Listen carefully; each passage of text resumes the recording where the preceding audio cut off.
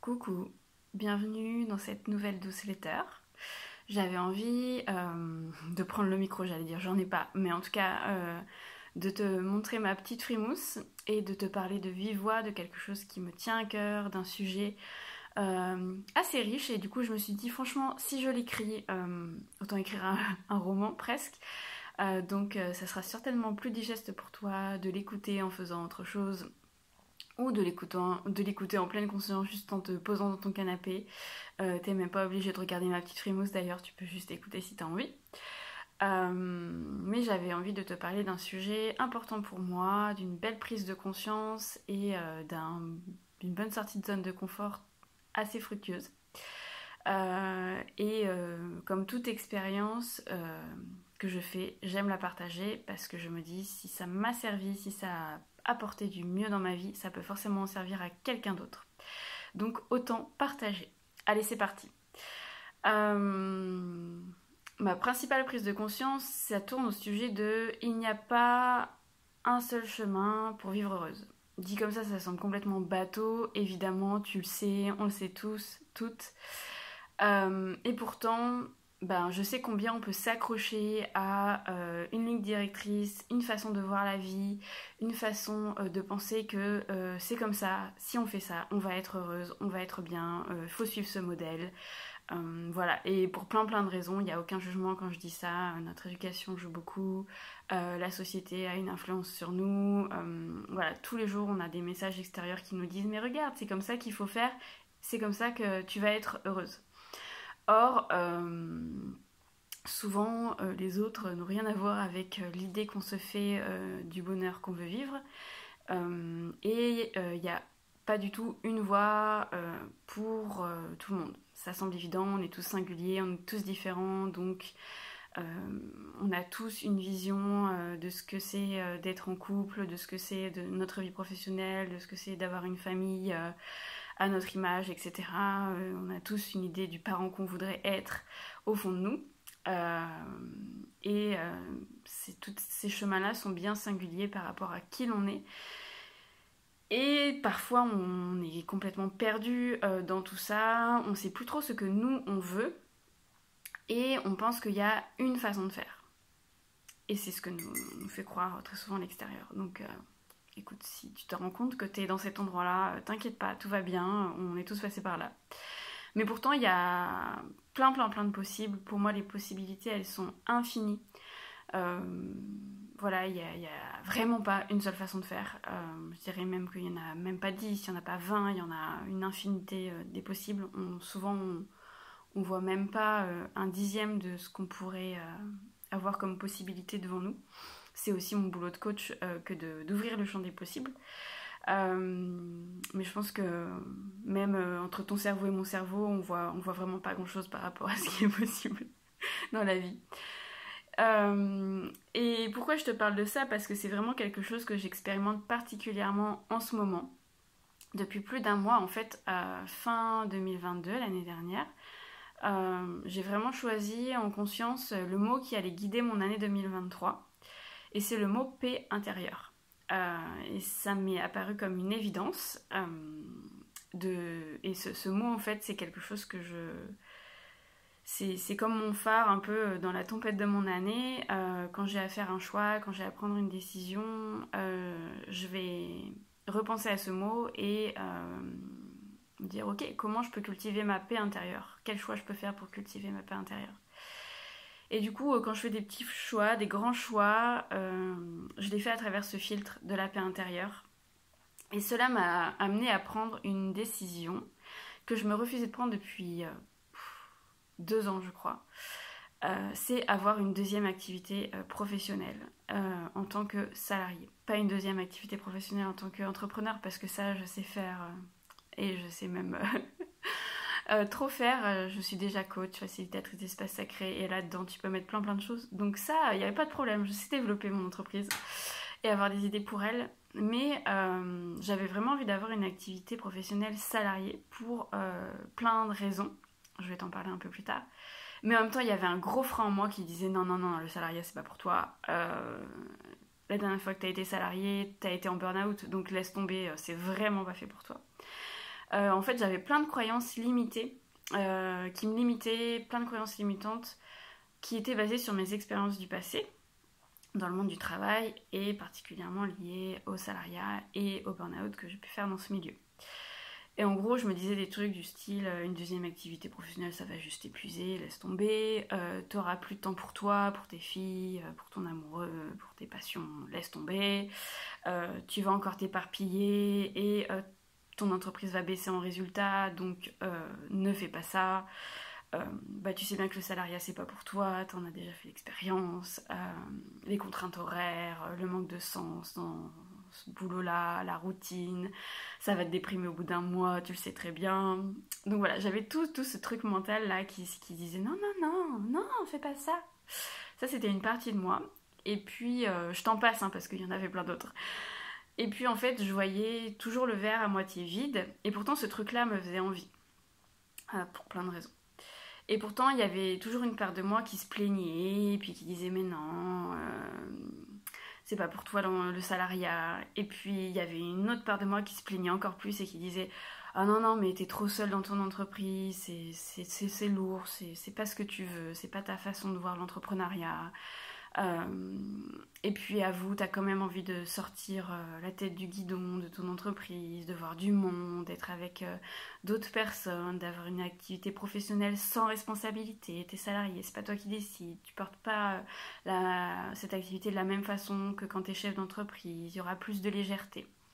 Donc il y avait aussi cette part de moi qui disait mais non, avoir une activité professionnelle en parallèle de ton activité, de ton entreprise, en tant que salarié, ça peut être très cool en fait, ça peut nourrir aussi plein de besoins chez toi.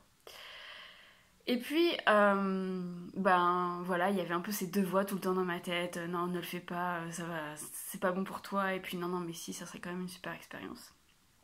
Et en fait, je suis restée longtemps bloquée avec ces deux voix parce que j'étais vraiment conditionnée à me dire mais non, t'as une entreprise et tu dois tout faire pour que ton entreprise marche et c'est par là que tu dois réussir. Déjà, on peut parler de ce que c'est la réussite pour chacun et on verra que j'ai revu ma définition de la réussite pour faire ce pas de côté, de prendre un boulot salarié à côté de mon entreprise. Mais j'avais vraiment cette voie de si tu réussis pas dans ton entreprise, t'as échoué quelque part, il faut vraiment que ça soit comme ça, que tu donnes tout à ton entreprise et puis c'est tout, il n'y a que cette façon-là de réussir. J'étais vraiment coincée dans ce truc-là. Et en même temps, je sentais bien qu'il y avait autre chose qui m'appelait, que je suis pas du tout une personne qui aime faire une seule chose dans sa vie. J'en suis déjà à ma 3e, voire 4e vie professionnelle. J'ai 35 ans dans quelques jours. Voilà, clairement, ce n'est pas moi de faire une chose. Donc, pour autant, j'arrivais pas à faire ce pas de côté. Donc, en tant que bonne coach, je me suis auto-coachée. Autant se faire profiter à soi-même de ses propres outils. Et puis il y a même un moment où j'ai fait appel à une coach extérieure en me disant je peux m'aider jusqu'à un certain point, mais avoir un regard extérieur, quelqu'un d'autre, un autre cerveau que le mien qui voit d'autres possibles que moi, comme je peux le faire pour mes clientes, c'est aussi ce que j'ai envie de m'offrir.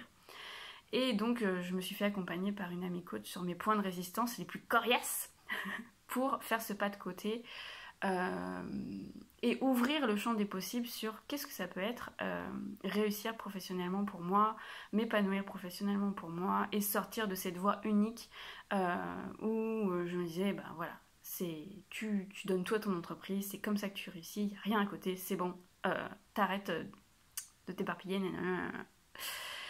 Et du coup, en faisant ce travail sur moi, en me faisant accompagner, il y a un nouveau discours interne qui s'est fait entendre en moi et que j'appelle un peu la voix du milieu. C'est quelque chose que je t'invite à considérer, à essayer de palper dans ta vie, trouver cette voix du milieu entre la voix qui dit non c'est tout pourri, surtout fais pas ça, et la voix qui dit mais non mais ça va être trop bien, t'en as vraiment besoin, franchement fonce, vas-y. Souvent il y a une voix du milieu qui met tout le monde d'accord et qui fait du bien. Et cette voix du milieu, elle disait, allez, ose imaginer ton job idéal, celui qui te ferait vraiment du bien. Ok, le salariat, tu sais que ça a un peu ses travers pour toi, mais ose imaginer le job idéal qui te ferait vraiment du bien. Je me suis aussi posé les bonnes questions, du genre, qu'est-ce qui est acceptable pour moi comme travail, comme condition de travail ? Et vraiment, ce quoi je n'irai pas au-delà, de quoi tu as besoin pour te sentir à ta place, nourri et en joie dans ce travail salarié que tu pourrais prendre. Et qu'est-ce que tu sais faire facilement, sans effort, et qui potentiellement te fait même plaisir. Voilà. Je t'invite à te poser ce genre de questions quand tu décides de lancer un projet. Que ça soit au boulot ou autre chose. Ça peut vraiment ouvrir des nouvelles portes et ouvrir des nouvelles possibilités que tu ne voyais pas. Et en fait, mes réponses, elles ont toutes convergé vers une activité pro hyper claire, avec des conditions hyper précises. Du coup, j'ai répondu à ces questions et je me suis dit, bah ouais, je m'imagine vendeuse dans une boutique de fringues pour femmes, un truc juste à côté de la maison, en centre-ville, où j'y vais à pied, c'est super facile. Si mes filles veulent passer me voir à la boutique, elles peuvent, après l'école. Voilà, un truc vraiment proche de la maison, dans le pratico-pratique, super facile. Et moi, je veux vraiment continuer à faire grandir mon entreprise, mon travail de coach, de facilitatrice d'espace sacré. Donc, je veux pas bosser dans un boulot salarié plus de 2 jours dans la semaine. C'est vraiment ma limite, franchement. Au-delà de ça, je fais pas. Et du coup, voilà, j'avais vraiment ce projet qui est venu hyper clair dans ma tête, une boutique de fringues, le féminin, de toute façon, c'est là où je me sens bien, conseiller les femmes, les aider à se sentir belles, voilà. J'avais vraiment mon truc bien en tête et tout, hyper clair. Dans telles conditions, je veux ça, ça, ça. Et si j'ai pas ça, bah je prends pas. Clairement, je reste dans mon entreprise et je prends pas de job salarié. Et du coup, j'ai osé parler de mon projet, de mon idée, à quelques personnes autour de moi et à dépasser aussi ce que les autres auraient pu penser de moi, du genre ah bah là une entreprise et elle cherche un job, ah bah c'est que ça doit pas super bien marcher, etc. Nanani, voilà, je me disais bah les gens ils vont aussi peut-être penser ça. Bah ouais, bah écoute, ils penseront ce qu'ils voudront. Hein. Oui, je suis coach, oui j'ai une entreprise qui marche et cela ne me suffit pas. Écoute. Et alors, voilà. Et j'ai vraiment eu envie de partager du coup mon envie de trouver ce job. Et en fait, sans surprise, je l'ai trouvé assez rapidement. Voilà, même le 24 décembre, tu vois, une amie m'a appelé et m'a dit, écoute, j'ai parlé de toi, elle va t'appeler, voilà, c'est le job que tu voulais. Voilà, cadeau de Noël, tu vois. Donc vraiment, quand tu sais ce que tu veux et que tu demandes, tu as. C'est ce que j'expérimente et ce que je vois aussi mes clientes expérimenter. Et donc, sans surprise, j'ai trouvé mon job de rêve, récréatif, ressourçant, effet bol d'air, et qui a aussi du sens pour moi, et qui reste profondément humain, puisque c'est ma valeur number one dans la vie, et qui finalement coche toutes les cases de ce que je voulais. Il est à 2 pas de chez moi, il respecte ma paix intérieure, voilà, même peut-être qu'elle grandit à travers ce job. Et en fait, les croyances limitantes que j'avais avant, elles sont complètement évanouies. Oui, concrètement, j'ai moins de temps pour mon entreprise, mais en fait, puisque j'ai moins de temps, je suis beaucoup plus focus pour faire ce que j'ai à faire, les jours où je suis dispo, les heures où je suis dispo. Là, il est 9h30 quand je tourne cette vidéo, à 10h, je dois être dans la boutique de vêtements, dans ce job salarié. Et en fait, ce que je fais dans mon entreprise me tient tellement à cœur que je mets tout en place pour que ça soit possible, de continuer à nourrir ma relation avec vous, de vous faire des contenus de qualité, etc.